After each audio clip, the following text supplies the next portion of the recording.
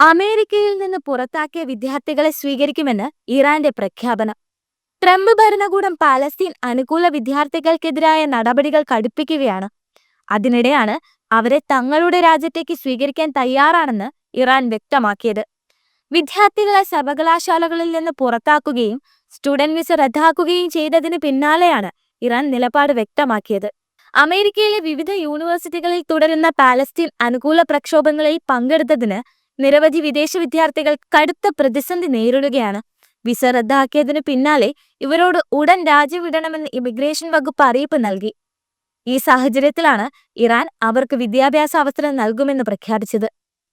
പാലസ്തീനിലെ ജനങ്ങളെ അടിച്ചമർത്തുന്ന സയനിസ്റ്റ് ഭരണകൂടത്തിന്റെ നടപടി അപലപനീയമാണ്. അമേരിക്കയിലെ സർവകലാശാലകളിൽ പ്രതിഷേധിച്ച വിദ്യാർത്ഥികളെ അടിച്ചമർത്തിയതിലൂടെ ഈ രാജ്യത്തിന്റെ യഥാർത്ഥ മുഖം പ്രതിഫലിച്ചതായും ഇറാനിലെ അക്കാദമിക് വിഭാഗം കുറ്റപ്പെടുത്തി. ഇറാനിലെ supreme council of the cultural revolution, academy of sciences, academy of medical sciences എന്നിവയുടെ സഹകരണത്തോടെ അമേരിക്കയിൽ നിന്ന് പുറത്താക്കപ്പെട്ട വിദ്യാർത്ഥികൾക്ക് പ്രവേശനം നൽകുമെന്നും അധികൃതർ വ്യക്തമാക്കി.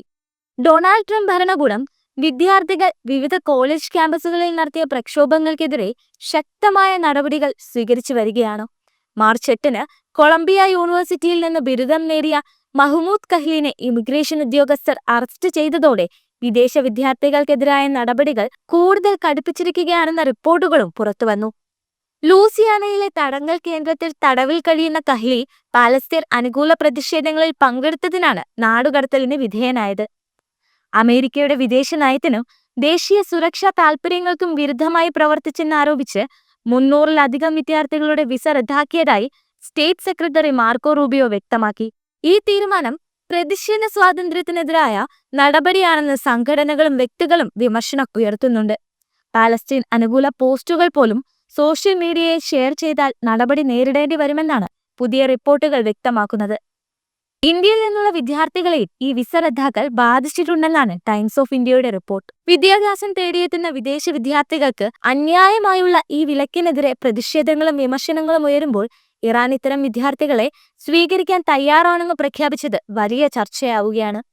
ഇത് അമേരിക്കയുടെ ഇരട്ടത്താപ്പ് നയങ്ങൾക്ക് വലിയൊരു മറുപടി തന്നെയാണെന്ന് നിരീക്ഷകർ ചൂണ്ടിക്കാട്ടുന്നു. അതേസമയം ഈ വിഷയത്തിൽ ഇറാന്റെ പരാമർശങ്ങളും ലോക ശ്രദ്ധ പിടിച്ചുപറ്റിയിരിക്കുകയാണ്. ഇസ്ലാമിക വിപ്ലവ നേതാവ് ആയത്തുള്ള അലി ഖമേനി ഇസ്രായേൽ വംശഹത്യയാണ് നടത്തുന്നതെന്നും ഈ കൊളോണിയൽ ശക്തിയെ വേരോടെ പിഴുതെറിയേണ്ടത് അനിവാര്യമാണെന്നും പ്രസ്താവിച്ചു. ടെഹ്റാനിലെ ഇമാം ഖമേനിയുടെ മുസല്ല ഗ്രാൻഡ് പ്രേയർ ഗ്രൗണ്ടിൽ നടന്ന ഈദുൽ ഫിത്തർ പ്രാർത്ഥനയ്ക്ക് ശേഷം നടത്തിയ പ്രസംഗത്തിലാണ് അദ്ദേഹം ഇസ്രായേലിനെ ഏറ്റവും വലിയ ഭീഷണിയായി വിശേഷിപ്പിച്ചത്. അമേരിക്കയുടെ ജനദ്രോഹ നടപടികൾ രാജ്യാന്തര തലത്തിൽ വലിയ വിമർശനങ്ങൾക്കിടയാക്കുമ്പോൾ വിദ്യാഭ്യാസം തേടിയെത്തിയ വിദ്യാർത്ഥികൾക്ക് പോലും സ്വാതന്ത്ര്യബോധം നിഷേധിക്കപ്പെടുന്നു എന്നതാണ് പ്രധാന ചർച്ചാ വിഷയമാകുന്നത്. അമേരിക്കയുടെ ഇത്തരം നിലപാടിനെതിരെ ലോകമെമ്പാടുമുള്ള വിദ്യാർത്ഥികളും മനുഷ്യാവകാശ പ്രവർത്തകരും കനത്ത പ്രതിഷേധങ്ങളാണ് ഉയർത്തുന്നത്. ഇന്ത്യ ഉൾപ്പെടെയുള്ള രാജ്യങ്ങളിൽ നിന്ന് അമേരിക്കയിൽ പഠിക്കാനെത്തുന്ന ആയിരക്കണക്കിന് വിദ്യാർത്ഥികൾ അമേരിക്കയുടെ ഈ തീരുമാനങ്ങൾ വലിയ ആശങ്കയോടെയാണ് നോക്കിക്കാണുന്നത്. അമേരിക്കയിലെ സമരങ്ങൾ വിദ്യാർത്ഥി സമൂഹത്തെ ഏറ്റവും അധികം സ്വാധീനിച്ച ഘടകങ്ങളിൽ ഒന്നായി മാറുമ്പോൾ ഇത് രാജ്യാന്തര തലത്തിൽ തന്നെ പുതിയ രാഷ്ട്രീയ ചലനങ്ങൾക്ക് തുടക്കം കുറിക്കാനുള്ള സാധ്യതകൾ ഏറെയാണ്. ഈ സംഭവ വികാസങ്ങൾ വിദ്യാർത്ഥികളുടെ ശബ്ദം അടിച്ചമർത്താൻ ശ്രമിക്കുന്ന ഭരണകൂടങ്ങൾക്കെതിരായ പുതിയ പ്രതിരോധം സൃഷ്ടിച്ചേക്കുമെന്നാണ് നിരീക്ഷകർ വിലയിരുത്തുന്നത്. അതേസമയം ഇറാന്റെ പിന്തുണ ചില രാജ്യങ്ങൾ സന്തോഷത്തോടെയാണ് നോക്കിക്കാണുന്നതെങ്കിലും അതിന്റെ ദീർഘകാല പ്രഭാവം എങ്ങനെയാകുമെന്നത് കണ്ടറിയേണ്ട കാര്യമാണ്.